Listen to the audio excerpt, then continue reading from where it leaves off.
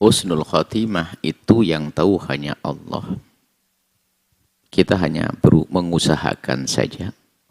Dan kita pun juga tidak boleh menilai seseorang itu su'ul khotimah. Hanya karena melihat zahirnya cara mati. Ini kadang-kadang kita cepat nilai orang. Oh, mukanya hitam, su'ul khotimah. Oh, enggak. Dia serangan, ada istilahnya ada jantung dan sebagainya. Maka tampak mukanya hitam. Padahal dia mati dalam keadaan mulia. Karena batin dari dalam yang sakit, syahid dia. Makanya ingat bicara su'ul khotimah, husnul khotimah. Kalau su'ul khotimah jangan nunjuk ke orang sama sekali. Anda jangan katakan fulan su'ul khotimah, fulan su'ul khotimah. Anda tidak tahu. Anda tidak tahu waktu malaikat mencabutnya dengan rasa sakit yang ia rasa. Bisa saja dosanya dihapus saat itu. Adapun masalah orang sakit meninggalnya dengan kesakitan. Bukan berarti dia itu tidak husnul khotimah. Memang sakaratul maut sakit. Sampai sakaratnya Nabi merasakan sakaratul maut. La ilallah inna lil mauti la sakarat. Ada sebagian orang matinya tenang, ada macam-macam. Bukan itu. Akan tapi spesial, ini hanya Allah yang tahu, jangan sok tahu tentang kematian seseorang.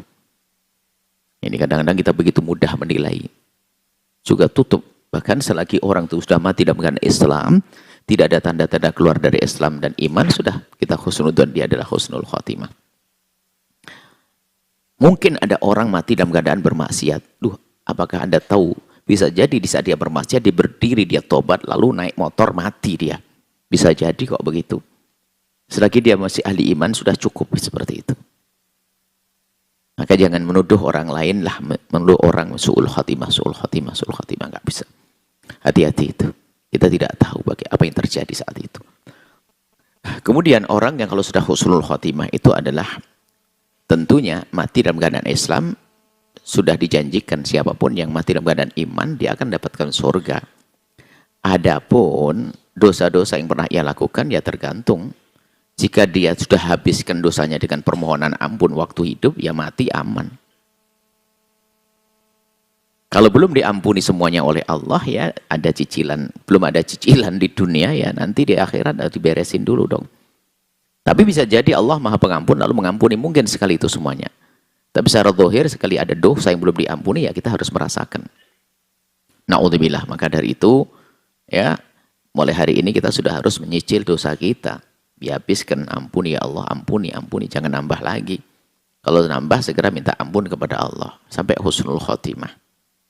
Sampai meninggal dalam keadaan Islam dan Allah ampuni dosa kita. Jadi biarpun orang dalam keadaan muslim, mukmin, itu namanya husnul khotimah. Apakah mungkin diseksa di alam barzah, diseksa di neraka? Mungkin, karena masih ada dosa-dosa yang belum diberesin. Makanya, kalau nyicil di dunia saja, jangan di akhirat. Di akhirat itu pedih, seksa alam barzah. Nyicil dosa, Bu, Pak. Nyicil, makanya sekedar dicatat dosa-dosa kita, diingat nyicil. Nyicilnya gampang dengan Allah. Cukup kita menyesal, menangis, istighfar, beres. Nggak pakai seksa di neraka. Nah, kemudian bagaimana cara menjadi orang husnul khotimah? Almar'u mata ala ma'asya alaihi. Ala ma'asya, orang itu mati biasanya seperti dari kebiasaannya. Jadi kalau kebiasaan kita adalah dengan iman kebaikan, ya insya Allah matinya di situ. Makanya, titi jalan kebaikan. Biasakan hidup Anda dengan Allah dan Rasulnya. Biarpun kelihatannya Anda berkiprah dalam urusan dunia.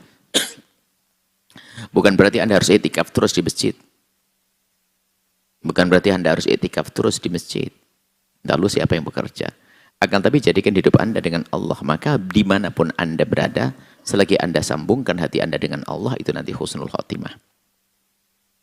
Anda bekerja cari duit kelihatannya. Lagi ngitung duit. Kelihatannya kerut kening ngitung perhitungan duit.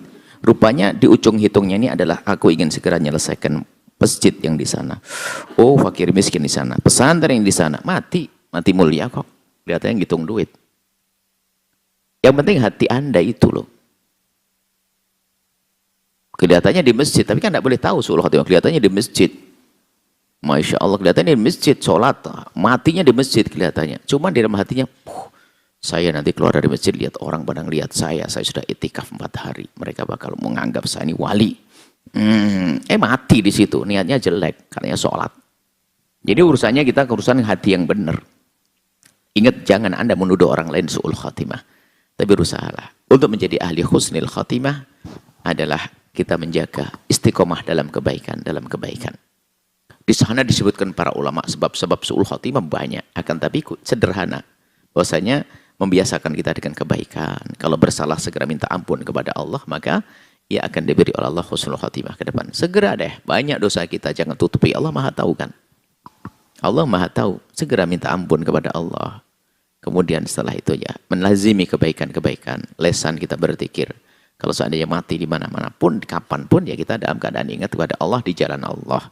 Dan hentikan jalan kemaksiatan. Khawatir kita menuju kemaksiatan, mati di saat itu. Wah, ini mau nyuri, naudzubillah, ada yang mau zina, lagi semangat, berhayal dan sebagainya, tabrakan, jeder, kan nggak ada yang tahu. Biarpun kelihatannya adalah menuju ke tempat yang baik, pada ngelabui. Kan ada orang ingin melakukan kejahatan, ngelabui. Pakai baju yang bagus, islami dan sebagainya, padahal mau nyuri. Atau mau zina, biar tidak diketahui orang. Menabrak, ya su'ul khotimah, karena dia berada di jalan kejahatan. Cuman kita nggak boleh nuduh orang. Pokoknya jangan nuduh orang. Bahkan kelihatan orang yang baru mabuk dan baru berjudi pun, selagi ahli iman bisa jadi waktu di menjelang kematiannya dia tobat mungkin sekali. Sehingga bicara su'ul khotimah itu pelajaran buat kita, bukan untuk nilai orang lain. Ingat, memahami su'ul khotimah, husnul khotimah pelajaran buat kita, bukan untuk nilai orang lain. Hei hamba Allah, ketahuilah itu wallah a'lam bishawab. Setelah Anda menyaksikan video ini, jangan lupa berselawat kepada baginda Nabi Muhammad sallallahu alaihi wa alihi wa sahbihi wasallam.